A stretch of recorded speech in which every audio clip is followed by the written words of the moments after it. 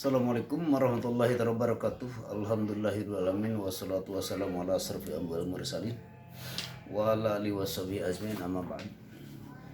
Pemirsa yang dirahmati oleh Allah dimanapun Anda berada, mungkin yang selama ini selalu setia menonton video saya, yang itu banyak yang selalu tentang rahasia-rahasia. Maka siapa yang setia pada nonton saya, silahkan. Kalau yang masih baru, share, subscribe, atau nyalakan loncengnya. Nah, saya dalam siang kesempatan ini ingin menjawab yang bertanya kepada saya tentang masalah mimpi, yaitu bisa dikatakan adalah mimpi basah. Ya, yang selalu nanyakan, bagaimana Pak Ustadz, saya mimpi basah. Mimpi basah bagaimana? Ya, itu mimpi basah ketika saya balik ini atau nyampe umur 15 tahun, saya mimpi basah. Bagaimana itu kalau mimpi basah itu? Nah, itu kalau secara syariat tiada lain, itu adalah ciri-cirinya balik untuk kembali kepada Allah, karena kita sebelum balik tidak dicatat amal perbuatan kita, tidak dicatat amal perbuatan kita sebelum balik. Nah, ketika kita balik pasti dicatat amal perbuatan kita, maka sholat itu jadi wajib, apa-apa pun jadi ada catatan tersendiri. Nah, saya menjawab tentang masalah ciri balik di antaranya di dalam kitab fikih pun telah menjelaskan tentang masalah mimpi basah. Bagaimana tentang masalah mimpi basah? Nah, kalau masalah mimpi basah, kita itu harus berpisah dari kesucian. Nah, dari kesucian harus berpisah untuk melakukan seharusnya kita suci dulu lagi. Nah, di situ dari mulai dominan manusia sudah mulai balik, telah dimimpikan oleh Allah, tiada lain mimpi itu adalah mimpi basah. Nah, sebenarnya kalau bahasa kata hakikat, mimpi basah itu Allah telah menidurkan jasadnya, mengistirahatkan jasadnya. Dalam surat Az-Zumar, Allahu yutawaffal anfus, biarlah ayatnya ini yang sering saya baca dalam surat Az-Zumar. Nah, di situ Allah mengeluarkan ketika kita melakukan tidur, maka nafsu-nafsu kita itu keluar. Nah, keluarnya itu bagaimana? Nah, keluar ada sampai ke fakta. Fakta bagaimana fakta sampai ke mimpi basah itu, sampai ke keluarlah misalkan air mani. Nah, itu di antara yang keluar air mani itu adalah kenikmatan dari Allah. Orang yang selalu banyak berkata itu adalah nikmatnya surga dunia. Di antaranya dikarenakan nikmatnya surga dunia, seluruh tubuh akan menyicipi dengan keluarnya air mani, merasakan kenikmatannya di situ.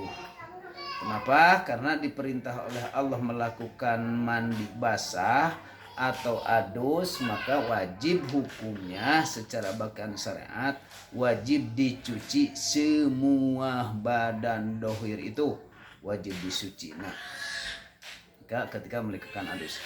Nah, secara syariat itu. Kalau secara hakikatnya bagaimana? Nah, kita itu lepas, maka jangan sampai di dalam hati kita tiada lain, ini harus mencari lagi ketidakakuan di dalam hati kita, mencari lagi kenikmatan yang seperti itu.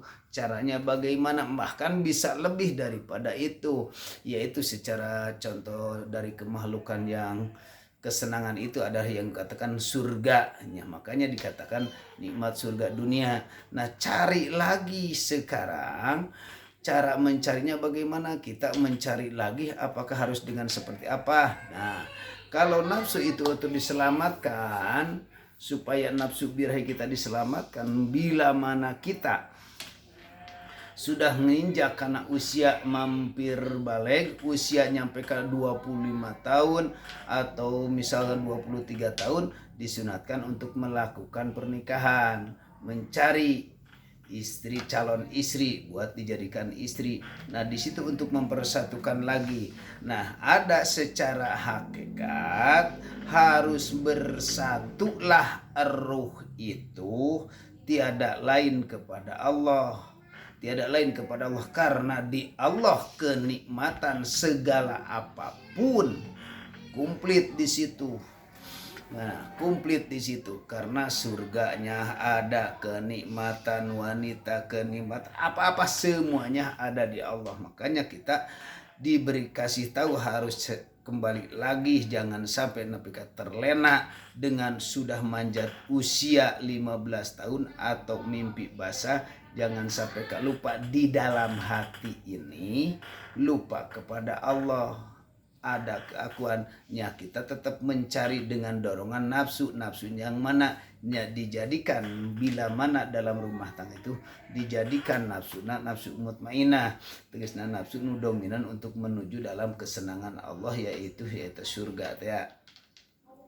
Nah bila mana manusia yang telah merasakan seperti itu, hati-hati diingatin oleh Allah, kamu sudah tidak ada misalkan amal perbuatan dari sudah mulai dicatat, dosa atau segala apapun mulai dicatat. Jangan lupa tetap ingat kenikmatan seperti yang telah dimimpikan ada di Allah semuanya. Insya Allah bila mana seperti itu akan lebih merasakan untuk kenikmatan lagi.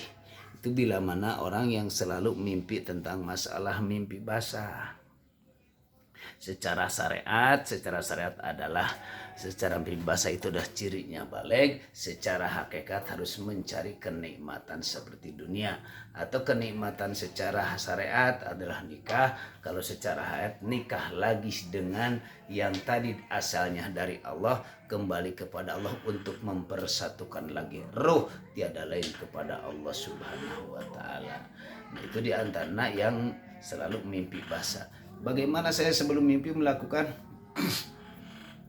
ketemu sama wanita cantik. Nah, bagaimana saya ketemu sama wanita cantik? Nah, itu wanita cantik di dalam tubuh kita mungkin pernah melihat wanita yang cantik, bisa dia masukkan karena memori pikiran kita. Kalau sudah dimasukkan ke dalam memori pikiran kita berarti tersimpan. Nah, ketika kita itu nafsu dunia atau nafsu birahi, ketika kita mimpi ketemu dengan wanita cantik itu, nah secara syariat jodoh katanya untuk jodoh saya. Nah itu sebenarnya kalau secara hakikat bukan kata jodoh, tapi harus sadar dulu kita akan datang. Nah itu Allah ngasih tahu lewat mimpi nafsu kita yang selalu memikirkan sesuatu, keinginan nafsu tiada adalah wanita yang cantik. Nah seharusnya ruh itu jangan sampai terganggu dengan kemolekan, dengan kecantikan wanita atau kemolekan dunia.